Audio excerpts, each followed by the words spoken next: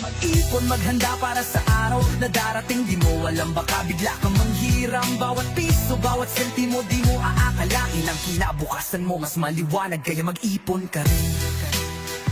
Kapag may emergency, kita mo ang bigat. Pag walang ipon, di mo kayang makatapat. Kung may sakit o bigla ang bayarin, parang tubig ang pera, mabilis lang maubos din. Kaya dapat magdabi kahit na konti lang. Wag ubusin sa bagay na walang laman. Laro ang mamahalin, gadget o kung ano man. Mas okay na may ipon, wag sayangin kahit saan. Mag-ipon, magtira kahit kaunti. Sa kinabukasan, hindi ka magsisisi. Bawat bariya'y mahalaga, huwag mong waldasin. Pangarap mo'y matutupad kung ito'y palalakihin.